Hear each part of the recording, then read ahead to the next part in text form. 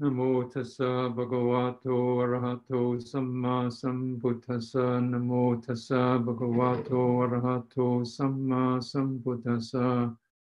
Namo tassa bhagavato arahato samma sambuddhassa. Buddhang dhammang sanghang namasami.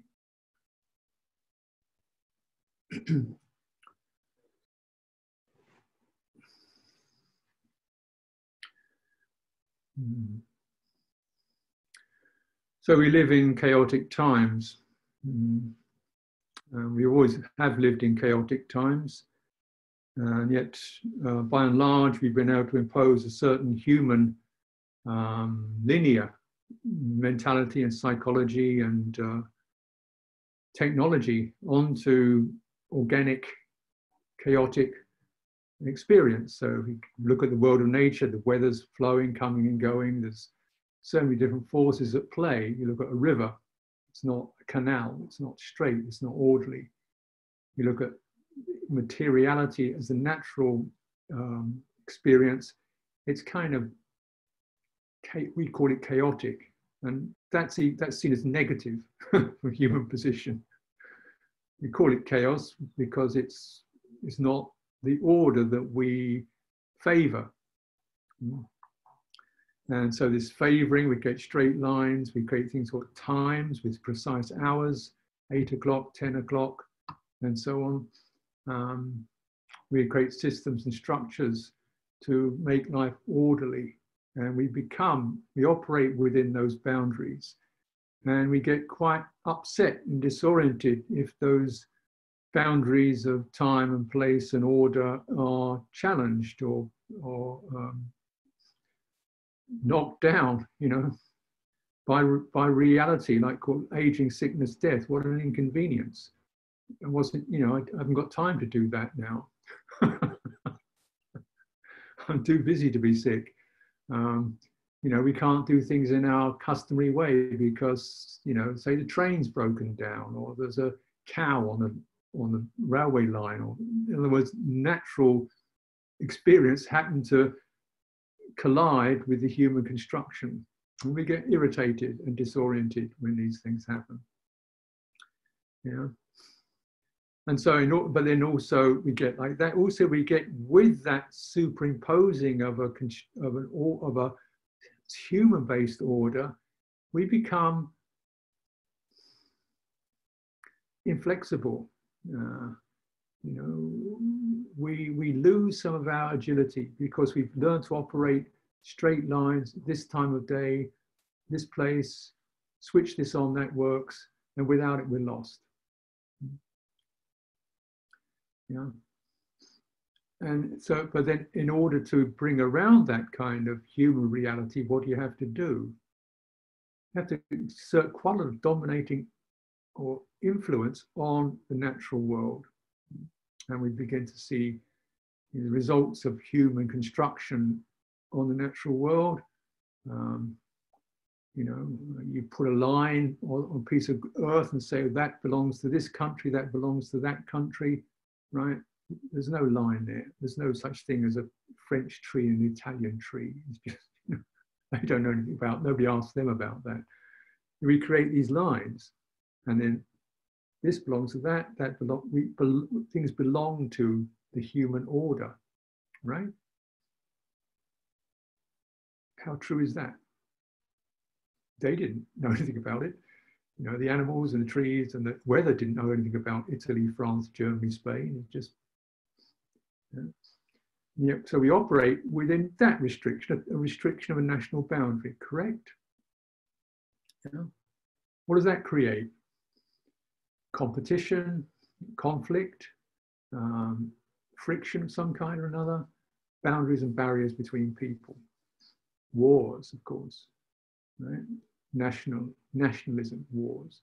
This is just one example of the placing of human structure onto experience, and the placing of that structure not being based upon goodwill or true appreciation of what's actually there,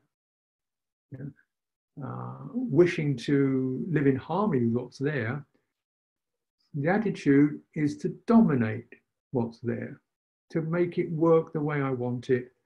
Yeah? And once that's done, then we can operate within that. How do we operate within that? We create social structures, right? Classes, castes, top, bottom. Every country has them, whether they're based upon money, on ethnicity, on birth, on religion. You've got structures which are comparing and contrasting and challenging and resenting and fearing and controlling each other. Same sort of thing happens. Not seeing each other just as fellow beings. You know? This is one of these ism things, isn't it? As soon as you put an ism, you get racism, you get Buddhism, you get liberalism, you get conservatism. And then, you know, sooner or later, somebody's going to get hurt, for sure. Human structures. Social structures, we place them on ourselves. The structure of what, we have an idea of what a life is supposed to be. You know, it's going to be from the age of da-da-da till this age, you go to school and you're an infant. And at this age, you go and work, and you get married at this age, and so forth.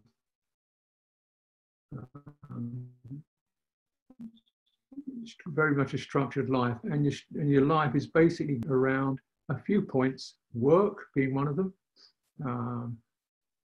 Very important thing. What are you? I'm a plumber, I'm a motor mechanic, I'm a therapist, you know, definitely that's what I am. Yeah? That's a structure.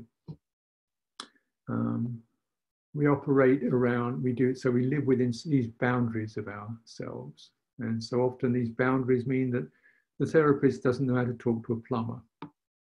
What are you talking about? Computer mechanic, computer engineer, how do they talk to botanists? You know, the more, obviously people are not that bounded, but you can see how this filtering around work, around money, big one. You can't go there because you don't have enough money to go to that place. This is only for people with a lot of money who can go to that place. To come in here, you've got to pay money. So money's a big thing. Property, whole household, my place. Yeah, security, territory, ownership, and the worry and the stress that creates. And we create all sorts of structures internally. The primary, you could say, this, the summary of the structure, that the restricted structure that we impose upon our own hearts is called myself. It's a complex structure, but the primary atmosphere it lives in is isolation and a certain fear or uncertainty and isolation. I am me, she is her. How are we gonna, what is she? What do I think about her? What does she think about me? What does she think I think? Oh, you know, anxiety. So we do a lot of things to try to get over that anxiety. There can be, of course, distaste for the other person. Don't like the way he looks. She's a bit rude, isn't she? Or am I looking good enough for him or her? So there's stress, essentially. Relational stress, misunderstandings, relational stress. We assume, well, I think this, so everybody else surely thinks that. My idea is this, everybody else surely understands that.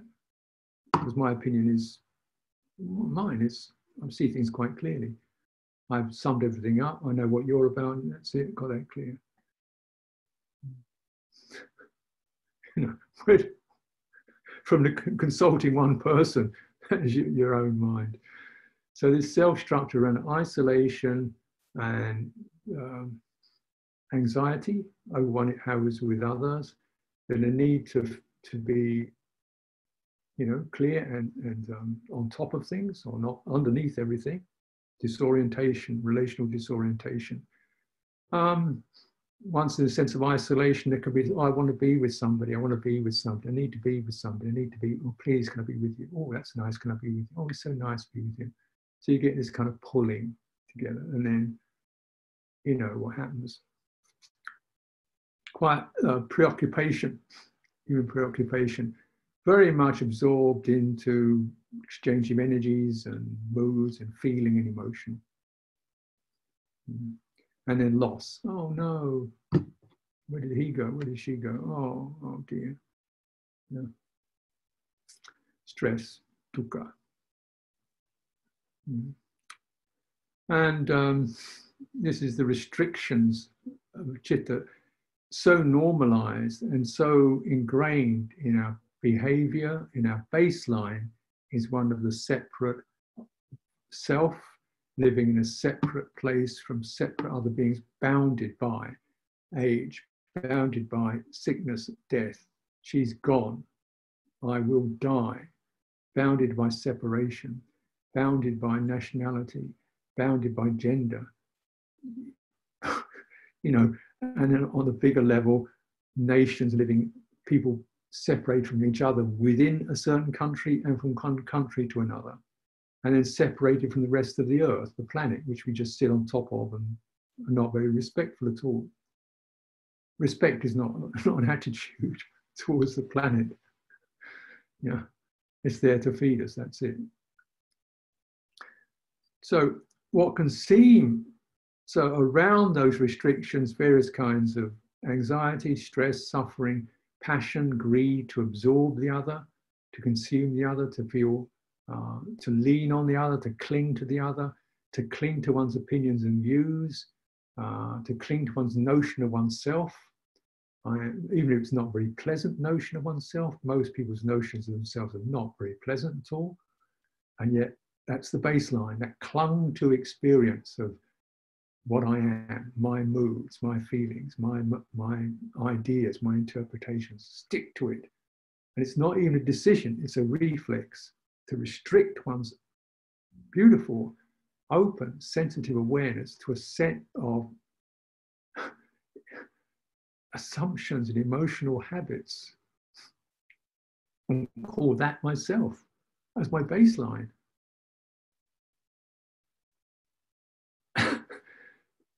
And if you review them, you realize they're going up and down all the time, aren't they?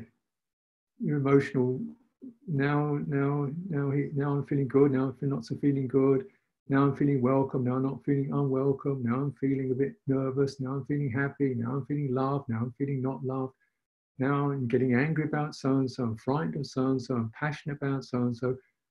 So you want to make that your baseline? Yeah, I mean, okay, I know what you feel. I know what you're talking. I know what we're talking about.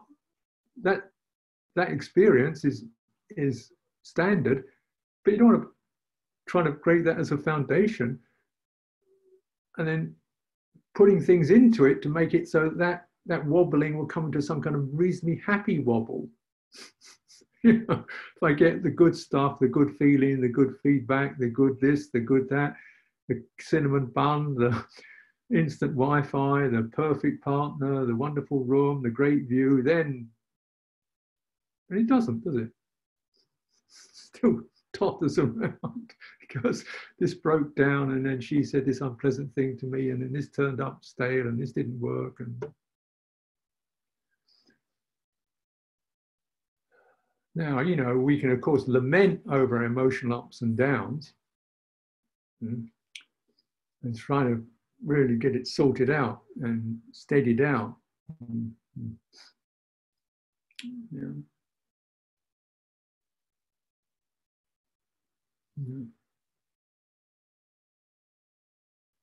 Get into yourself and argue with yourself and bully yourself and chastise yourself and prop yourself, and if that means blaming somebody else for the way you are, do that. I'm like this because of what my father, my mother, my partner did or didn't do. So where does that leave you, right? Resentment, guilt. I'm like this because of what I did 5 years ago. Resentment, guilt. Where does that leave you? Tottering up and down, wobbling around, still involved in the whole constricted package. So, and so you start to just even be a little bit reasonable. Like, but that happened 5 years ago. Why is that? Why is it bothering me now? If it's something he said yesterday, why is it my mind is still, heart is still jumping up and down with it? Because, the self-view is always saying everything that I see is about me. The past is about me. The future is about me. Other people are about me. Yeah. So anything that's happened anywhere is about me. Anything I've been aware of is about some sense of self-definition.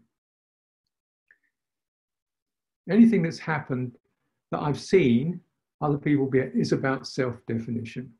If they're doing great things, I'm thinking, oh, I can't do that. Yeah. If somebody's wonderful being like the Buddha, oh, I can't be as good as that. Self-reference, right? Somebody's doing terrible things. Oh, what are they doing that for? I can condemn them. I can judge them. Because I'm here, it's all about my opinion I'm going to have an opinion about that. And, anything somebody says to me, it's going to be my interpretation of what they said is the one that counts. It's all about me. Yeah. And if that worked, great. But it doesn't work. Just get snarled up with a litany, a history of grievances and missed opportunities and loss and mistrust. People do.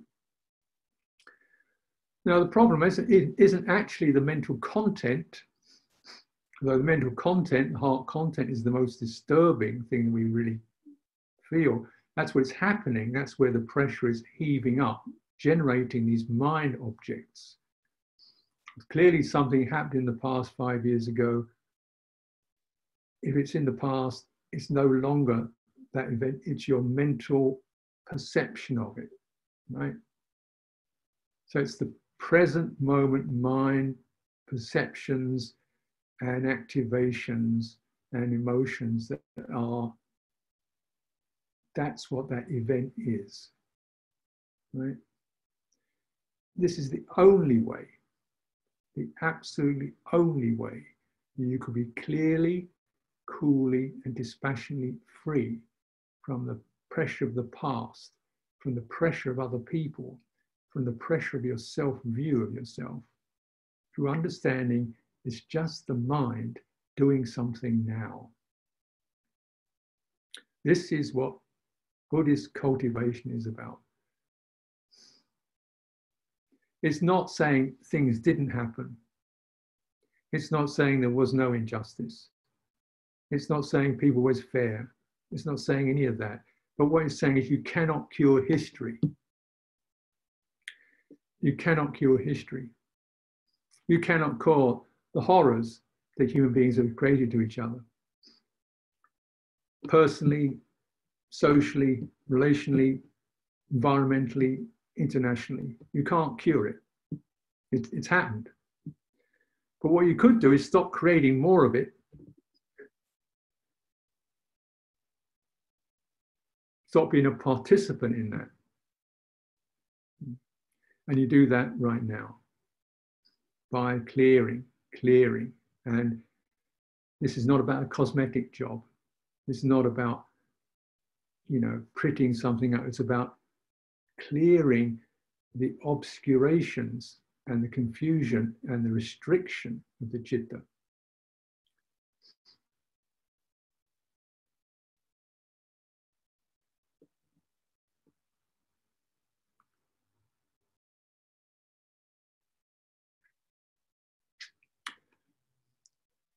The image, if you like, You know, if you can imagine something like a vast ocean of water,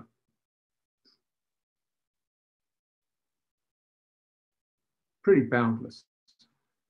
Then you get a hose pipe, and you try to push that ocean of water through a hose pipe. What do you think the water's going to come out like? Churning, high pressure, right? You think, oh, this water is so turbulent. I'm trying to stop this water being so turbulent. Flatten it down, you know? Well, they're saying, well, no, if you put it in a hose pipe, it's bound to come out that way because the hose pipe is much too narrow. If you try to put an ocean into a hose pipe, it's bound to come out turbulent, isn't it? What happens if you didn't put it in the hose pipe?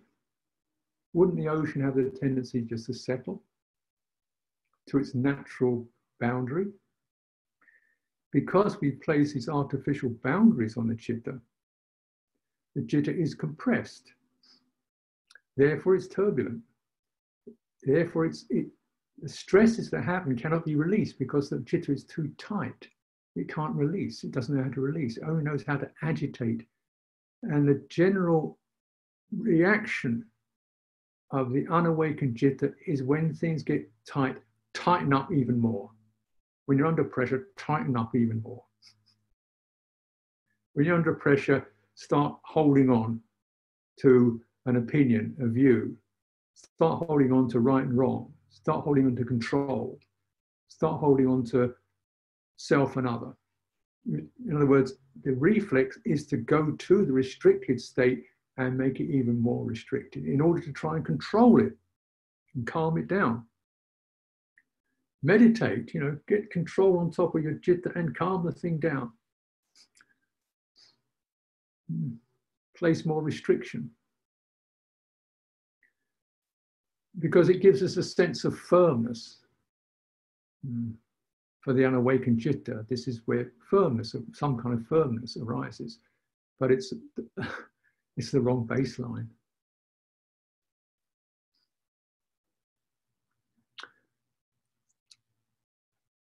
And see that,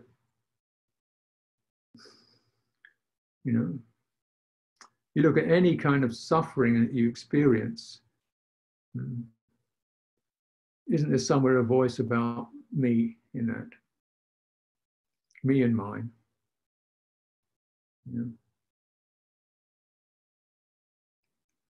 And it gets intense, doesn't it? Say, earthquake in China or somewhere 5,000 miles away, maybe you're living in China, 5,000 miles away. Oh dear.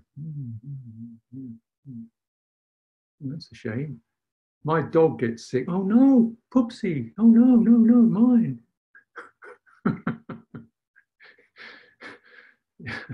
You can feel more suffering over your dog getting sick than having 150 people die in an earthquake on the other side of the planet because they're not mine. So this is the restriction. And we'll talk about that in some detail. But the theme, and this is saying the Buddha. I didn't get that. Could you? Shut up. So use the technology started to talk to me.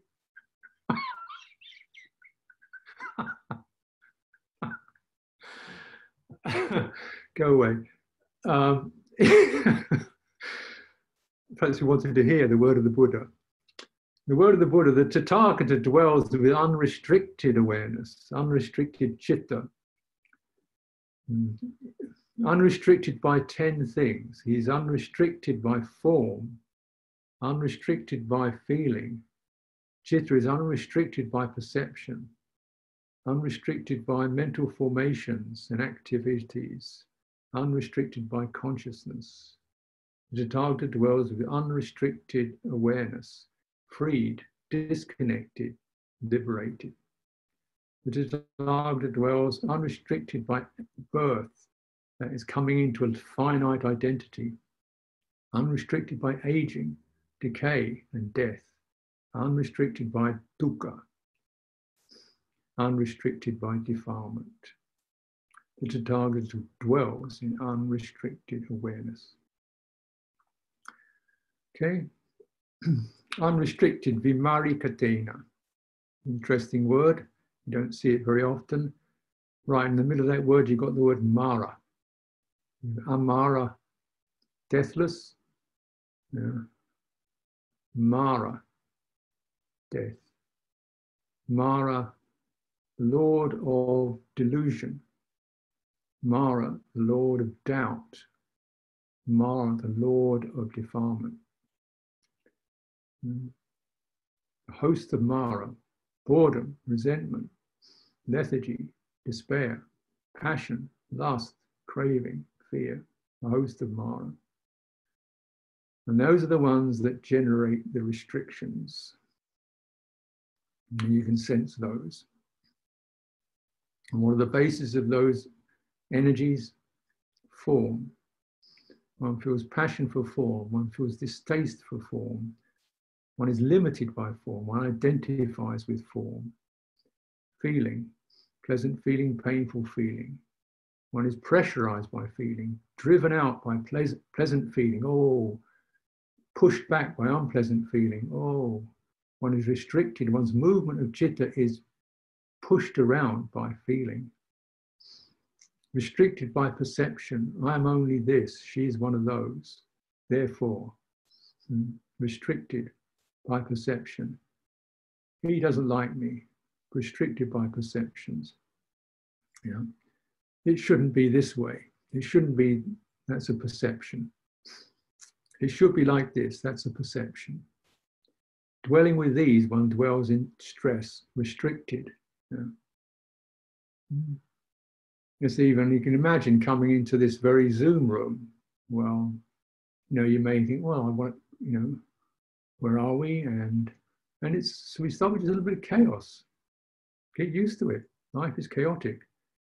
Now, we may have got used to the idea of, you know, retreat center, doorway, and rules on a list, and receptionist or somebody that receives you, quiet place, room on your own, little box, cubicle, sit there, and so forth. Well, yeah, well, how real is that? The Buddha didn't live with that. He got enlightened in the forest. Things are not polite, tidy, comfortable, easy, cool, no air conditioning. Sounds, animals, monkeys, howling, chaos. But you go in there with it shouldn't be this way.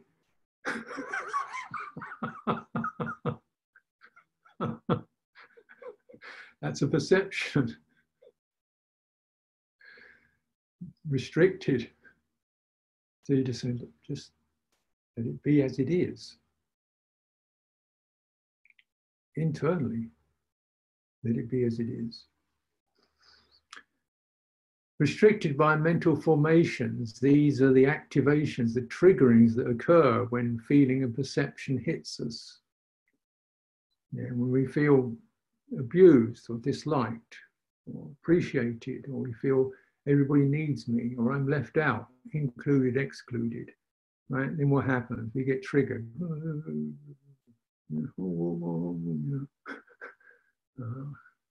And there's a whole cascade of these mental formations.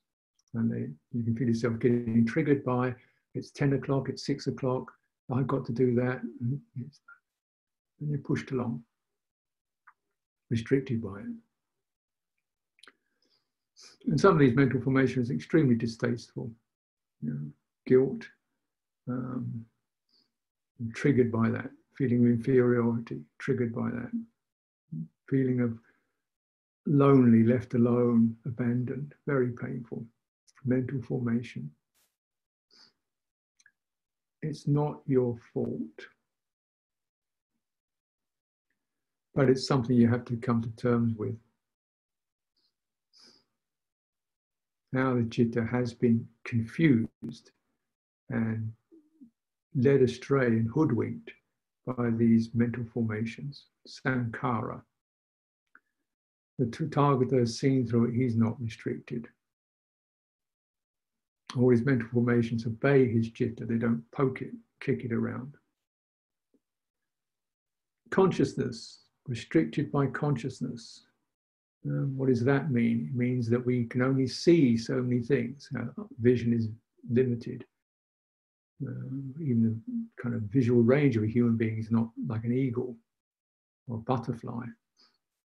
Here in sense consciousness is pretty restricted, and we assume the only things that exist, the only things that exist are the things that I can see, hear, touch, or conceive of. Nothing else exists apart from that. This is the arrogance of the human being. The scientific arrogance, if it can't be measured, it doesn't exist. If I can't get a machine to figure it out, it doesn't occur. And we've begun to see through some of the, quantum, so forth. Every new discovery is, oh, we didn't know that before, but you thought you did, didn't you? We thought we had it all clear, and then, oops, because the mind hadn't been able to conceive it. And there's a notion that if you just build up enough knowledge, you would get to the place where the human mind would be able to encompass it all.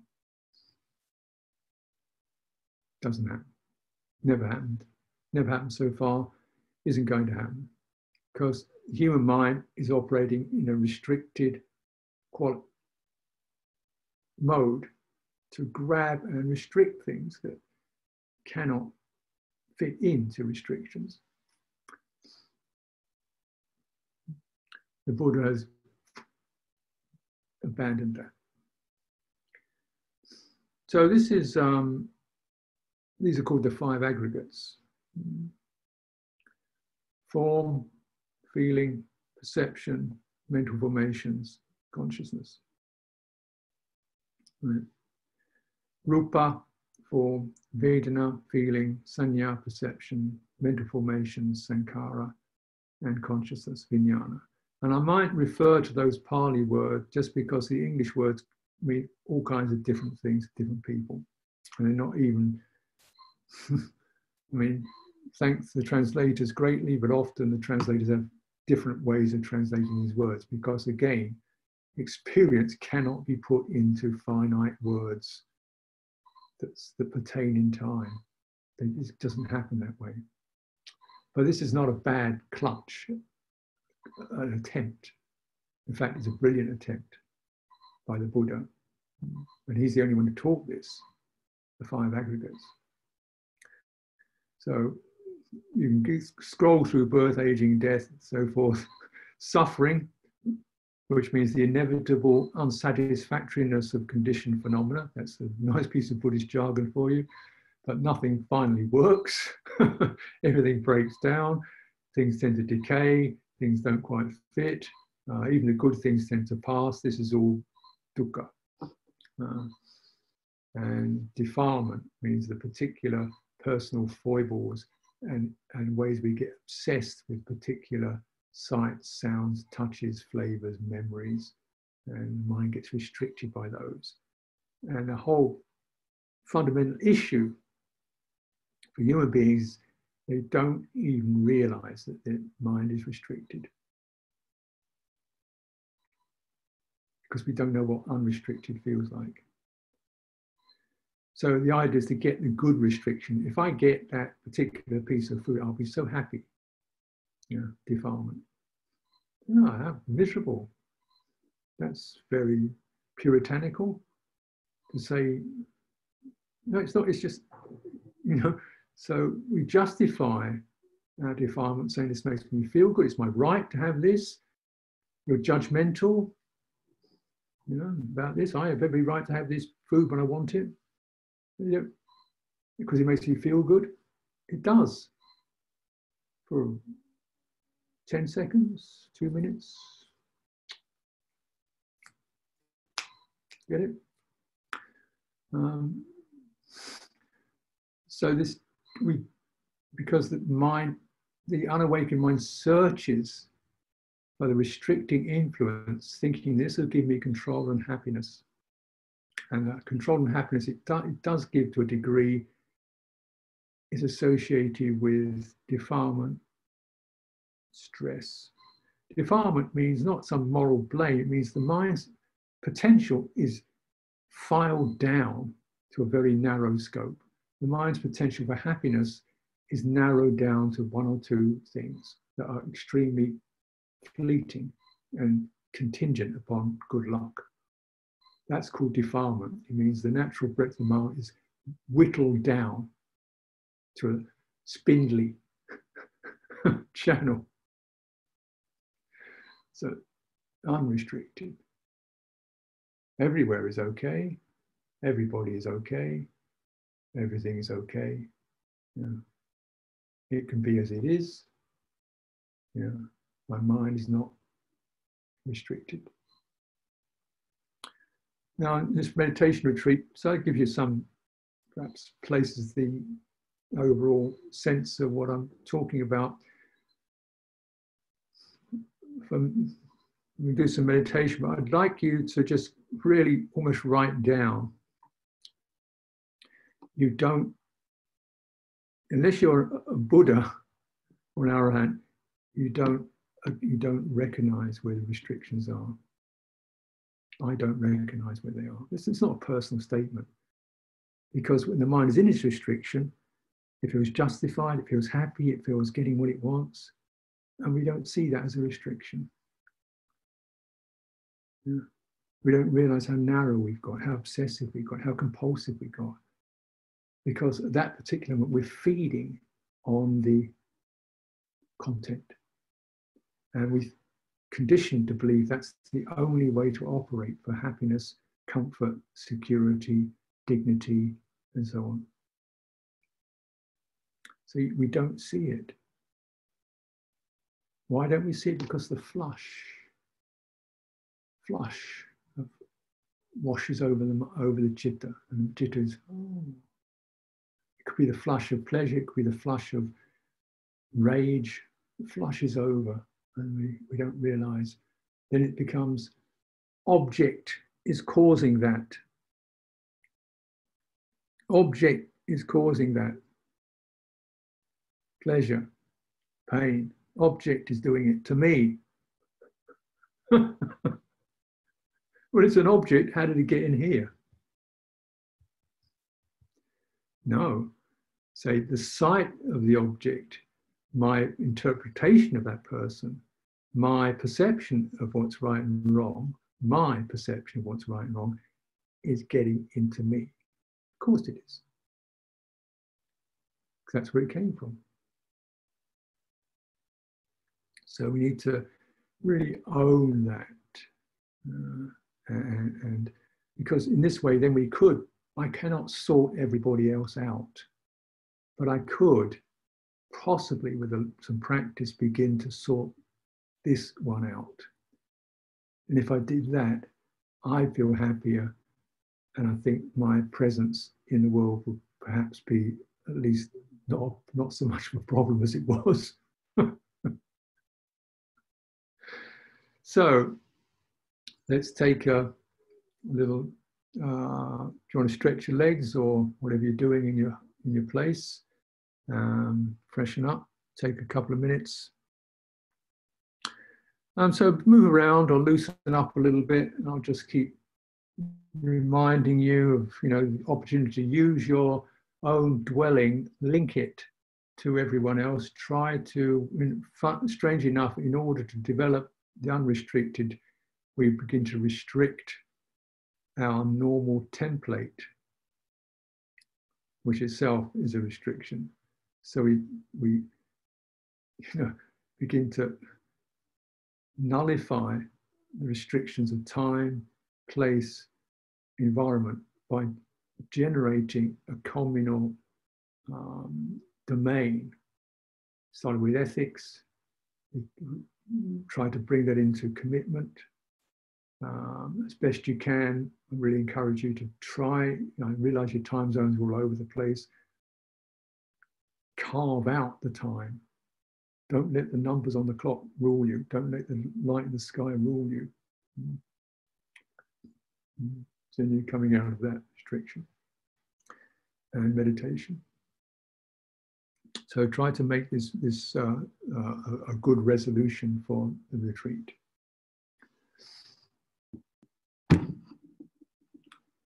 So just a few